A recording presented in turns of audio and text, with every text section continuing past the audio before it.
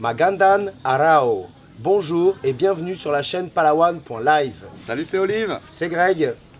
Donc, nous sommes aujourd'hui à Sandiwa, à 5 km au sud de Puerto, à la sortie de la ville. Il fait 27 degrés.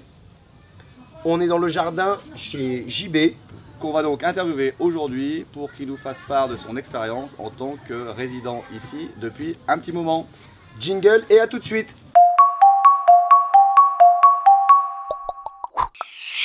Voilà, donc aujourd'hui nous sommes avec JB. JB, est-ce que tu peux te présenter? Ouais, bien sûr. Moi, je m'appelle Jean-Baptiste, j'ai 29 ans. Ça fait 7 ans là que je suis arrivé à Palawan. Avant, j'étais un peu plus sur Manille, Bulacan, et puis j'ai bougé ici parce qu'il y a la famille de ma petite amie qui habite ici à Sandiwa, à Puerto. Ok, donc J'ai 2 enfants ici, une petite fille de 5 ans et un petit garçon qui a 2 mois là aujourd'hui. ok. Donc tout se passe bien. Donc ta compagne est Filipina. Ma compagne est Filipina. Et donc qu'est-ce qui t'a amené à Palawan ou aux Philippines? Pourquoi es-tu aujourd'hui basé ici? À la base, je suis venu aux Philippines après un tour en Asie où j'ai fait l'Indonésie, le Myanmar, la Thaïlande et j'ai atterri aux Philippines parce que je suis charpentier en France et que je voulais découvrir un peu la technique de charpente du bambou et tout ce qui était construction locale et toute l'ossature bois ici. Donc c'est comme ça que je suis arrivé aux Philippines à travers une association humanitaire. Et de fil en aiguille, il s'est fait que j'ai trouvé un terrain ici et que j'ai construit ma maison et que ça fait 5 ans aujourd'hui que je construis ma maison ici aux Philippines. Cool. Ici, qu'est-ce qui te plaît le plus à Palawan? Le plus, bon, il y a énormément de choses qui me plaisent. C'est pour ça d'ailleurs qu'on est là, je pense. Mais une des principales choses, je pense, c'est la communication avec les gens et l'honnêteté qu'ont les gens ici vis-à-vis de l'étranger, entre guillemets du foreigner.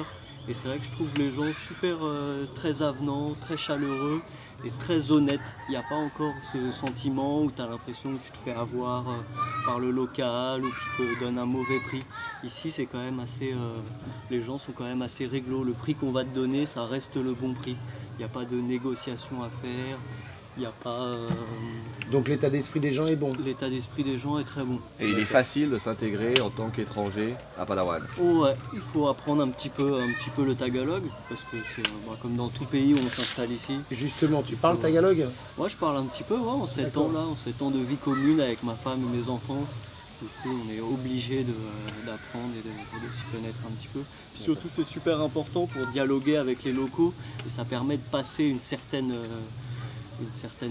mesure dans les relations et ça permet d'être encore mieux accueilli et de pouvoir vraiment intégrer la vie aux Philippines. Et puis parler tagalog, c'est vraiment hyper apprécié. C'est vrai que quand même qu'on est capable de sortir juste quelques mots, on voit les personnes qui s'ouvrent beaucoup plus facilement et c'est encore plus simple de s'intégrer ici. Et qui pensent que du coup on parle tagalog et qui enchaînent la conversation en tagalog. Voilà. Bah, c'est surtout pour les gens qui ne parlent pas très bien anglais, ce qui arrive aussi, sorti de Puerto, en allant un peu plus dans les petites villes.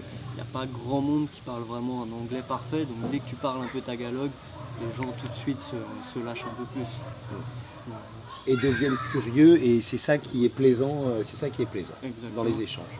Après, il y a autre chose qui me plaît, hormis le cadre paradisiaque, le beau temps toute l'année, les plages. C'est vraiment aussi l'atmosphère pour les enfants. Moi qui ai 2 enfants, du coup un nouveau-né et Lilou maintenant qui a 5 ans. C'est vraiment le cadre de vie, parce qu'ici ils sont livrés à eux-mêmes dès l'âge de 3 ans, 4 ans.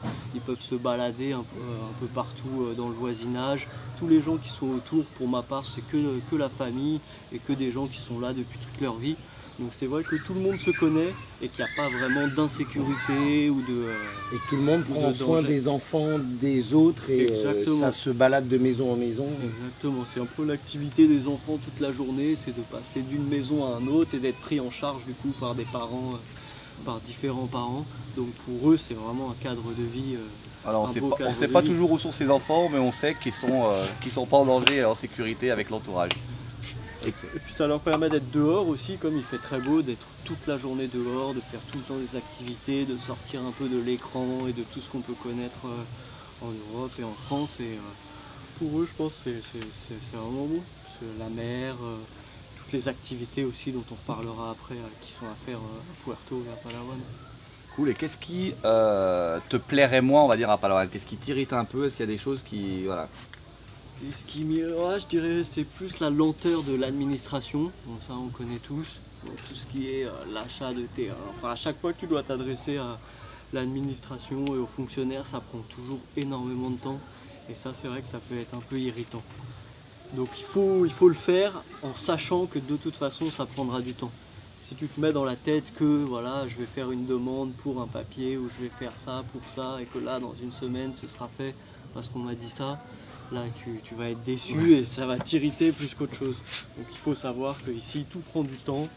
Donc voilà, une fois que tu en es conscient, après Tu fais avec, tu fais t'adaptes. avec. Exactement. Ok. Ton plat préféré ici? Mon plat préféré, ça va être tinola. C'est un plat, c'est une soupe de gingembre à base de poulet. Et quand je suis arrivé aux Philippines, c'est vrai que des soupes en France, on n'en mangeait pas beaucoup. Donc j'ai beaucoup apprécié manger des soupes. Il y a tinola, nilaga, il y a énormément de bonnes soupes. Et c'est vrai que le tinola avec le gingembre, je trouve que ça s'allie très bien. Et donc, du coup, c'est devenu un de mes plats préférés. Malgré le fait qu'il y a énormément aussi de seafood et de produits de la mer, comme le squid que j'ai découvert, qui pour moi, je trouve ça vraiment très très bon. J'avais le souvenir du squid à la cantine qu'on mâchouillait pendant des heures et j'ai découvert qu'en fait ce n'était pas ça. Le squid est assez tendre et donc il y a énormément de choses à découvrir et à revisiter dans la cuisine philippine. T'aimes bien bouger, te balader pour découvrir des nouveaux endroits sur Palawan? T'en découvres encore ou pas? Extrêmement, ouais, il y a encore beaucoup, depuis 7 ans, j'ai encore des endroits où je suis pas allé, où j'aimerais aller. Et où il faut un peu plus d'organisation, mais il existe énormément d'endroits. Il y a un endroit à San Vicente que j'apprécie énormément, qui est encore pas développé par le tourisme de masse, même si ça ne devrait tarder, et où il y a encore des belles plages paradisiaques. Et donc cet endroit s'appelle San Vicente, c'est du côté de Alimanguan. Alimanguan, ok. San Vicente, c'est le comté, puis après il y a différentes villes, Poblacion, Alimanguan, et c'est vraiment des zones assez rurales où il y a pas grand chose, il est assez dur de se loger, de trouver à manger, mais ça reste des endroits vierges hors des sentiers battus, ce qui est assez appréciable pour Donc moi. on pourrait dire qu'Alimanguan est ton spot préféré, on va dire, sur Palawan, s'il fallait n'en sortir qu'un. Je pense, si je devais aller à un endroit, même pour les vacances, tout ça, et à chaque fois que j'ai besoin d'aller quelque part pour me ressourcer, je vais plutôt de ce côté-là. Ouais. Même si après il existe encore plein d'endroits, comme Balabac par exemple, où je ne suis pas encore allé, qui reste à découvrir, et tout le sud aussi, qui reste énormément à découvrir. Même ici à Puerto, Il y a plein il y a d'endroits. plein d'endroits à faire, il y a plein de treks surtout, il y a plein de waterfalls à visiter, il y a plein de choses qui se développent avec le tourisme et qui n'étaient pas ouverts les années précédentes et qui s'ouvrent petit à petit, le temps de faire le chemin, le temps de développer le bateau qui va te prendre pour t'amener sur le spot. Donc tout ça, avec le temps, ça va se mettre en place. Cool. Et si tu devais dire quelque chose aux personnes qui ne sont pas encore venues à Palawan, qui ne connaissent pas Palawan, est-ce que tu auras un message à leur faire passer ou des conseils à leur donner, quelque chose à leur dire? Mon message pour eux, c'est dépêchez-vous hein, parce que c'est vraiment en train de se développer à vue d'œil, c'est en totale expansion. Et c'est vrai que peut-être le Palawan qu'on a découvert il y a 7 ans ne sera pas le même que le Palawan qui sera là dans 10 ans. Donc c'est vraiment, si vous voulez découvrir des endroits vierges hors des sentiers battus, c'est vraiment maintenant qu'il faut venir. Pour les investisseurs de terrain, c'est maintenant. Et pour passer des vacances, même pour passer des vacances de 2 à 3 semaines, par rapport au reste des Philippines, c'est vrai que Palawan a l'air d'être la destination numéro 1. Voilà, donc n'attendez pas trop, venez sur Palawan, c'est le bon moment. Et si tu devais, pour terminer, nous donner un mot, un adjectif qui résume un petit peu ton état d'esprit, ta vie à Palawan, comment tu résumerais ça?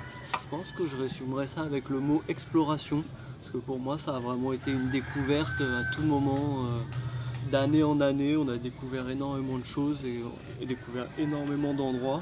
Et donc du coup, pour moi c'est vraiment pour ceux qui veulent vraiment visiter, venir explorer toute l'île, qui est quand même une grande île de 800 km, dont une partie au sud qui n'est pas encore développée, où il n'y a pas eu grand monde qui est allé.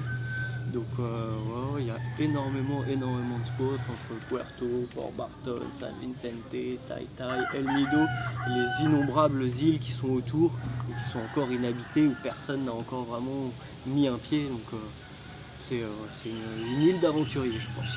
La découverte. JB, merci beaucoup. Pour terminer cette vidéo, JB ici à Puerto, à un Airbnb avec sa compagne. Habité chez l'habitant. Voilà. Donc effectivement c'est chez JB, il y a 2 chambres qui sont on va dire louées.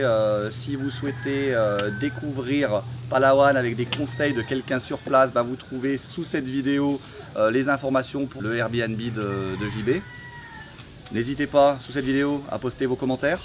À liker, à partager et à poser vos questions. Voilà, et puis également sous cette vidéo, vous pouvez télécharger notre guide Palawan, le paradis caché.